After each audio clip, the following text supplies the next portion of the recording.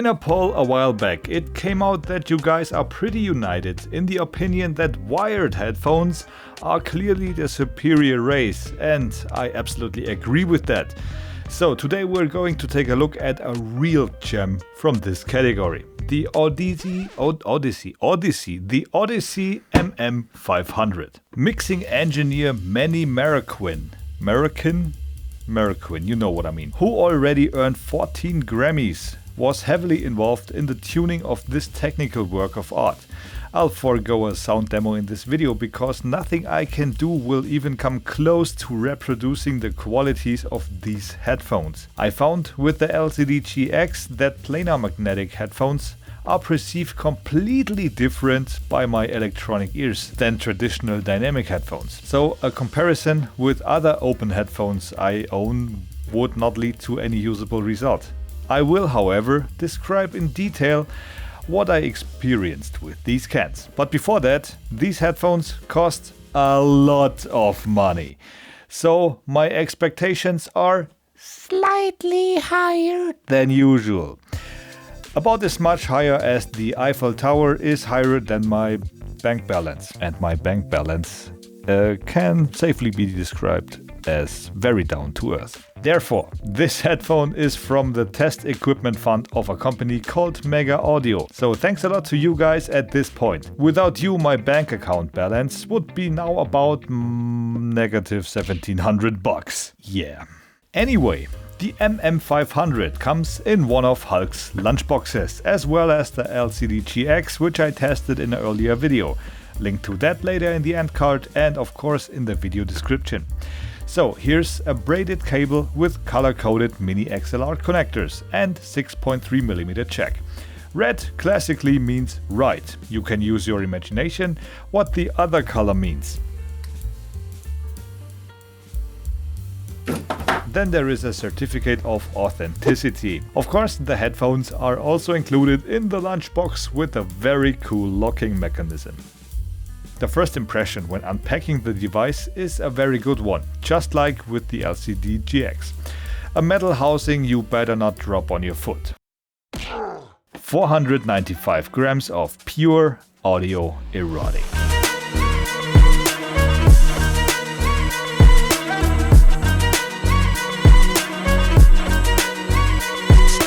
This thing is huge. The weight is much higher compared to normal headphones, but that only plays a minor role. Here's the thing.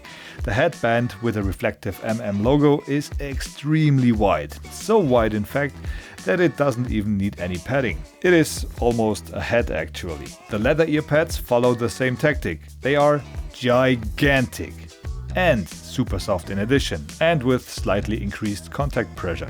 So the weight is distributed extremely well, still sits securely, although not quite headbanger safe. For normal use in the studio, for which it is intended, it's perfect. For some, the contact pressure may be a bit too high and make breaks necessary. At least I've read stuff like that. I personally like the slightly higher force though, feels like an intense hug. As usual, the cases bear the big A on the outside, which directly tells the connoisseurs of audio tech what this is all about. The size adjustment is extremely solid and doesn't misadjust itself when you take them off, for example. However, you do need a few purposeful grips when adjusting the size to yourself. Okay, so workmanship is top notch. Optics, although as always a matter of taste, in my opinion, just the same type of notch. Top notch. Technical execution with the plugs, flawless. The cable is braided and with a smooth surface, so that contact noise is not a problem. You do also not get stuck anywhere, so that's also great. Now let's talk sound a bit. Of course, the MM-500 can be connected to any device with a 6.3mm jack, but they are more than grateful if they are driven by a really powerful amplifier.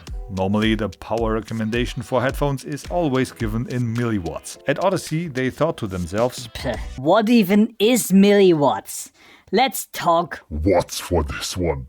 Bro, these are headphones. Anyway, right next to power handling in the technical details, it says 5 watts RMS. Dude, that's 5,000 milliwatts. I think that's the point where it becomes clear that the MM500 likes to get a bit more power. We are dealing with an impedance of 18 ohms. My DAC delivers only 230 milliwatts at 32 ohms, so it's a long way from 5,000 milliwatts. You notice that at higher volumes the DAC gets little bit problems to control the membranes and the signals right. And this is where the headphones are just waking up really. But let's not go further into this rabbit hole. For casual listening, this is really enough. I have an iFi ZenDac V2.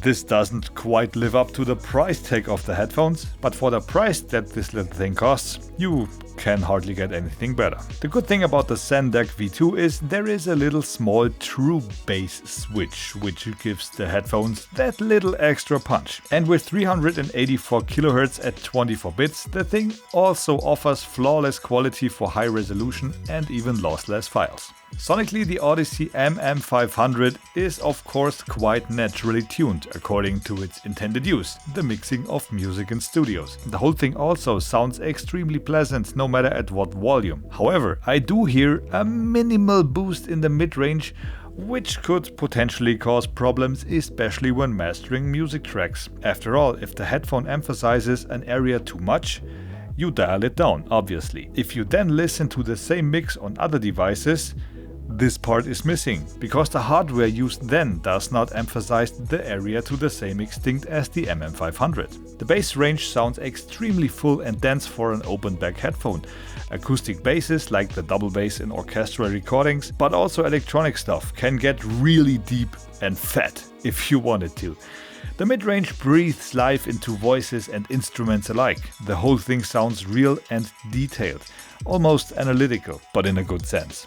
The high-frequency range seamlessly joins the mid-range and knows how to convince with gentle brilliance. It is never intrusive or kind of digitalized, always nice and pleasant and silky. All in all, a very convincing sound with a tiny outlier in the mid-range. To make one thing clear, I am not a mix engineer. This is just my personal and unprofessional opinion. And of course, we are talking about nuances here.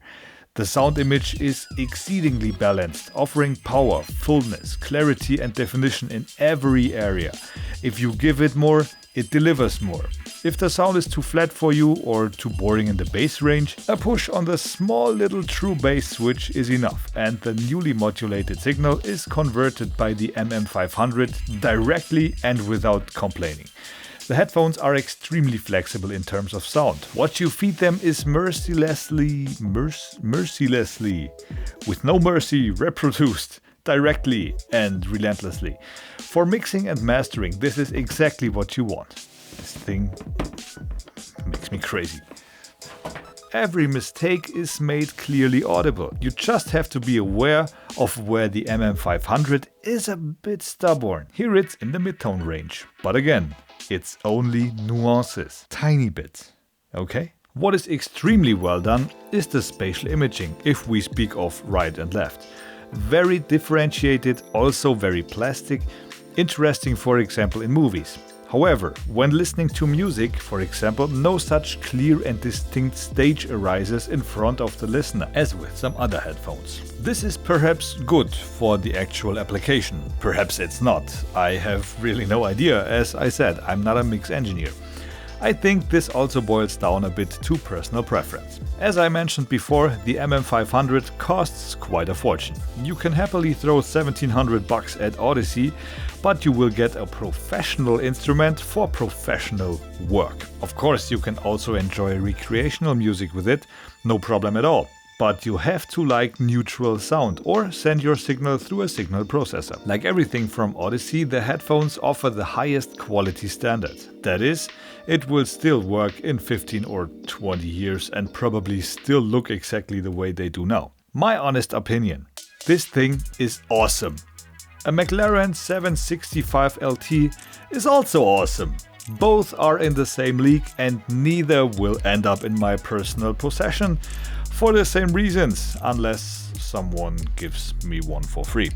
First, way too expensive for a mere dude like me. Second, I can't use either of them according to their potential. Those who can afford it, however, and who mixes high-end recordings with it all day long and maybe even earn money with that, makes a good purchase for sure. So thanks again to Mega Audio. This thing now goes on to the next reviewer and I will focus again on things for mirror models.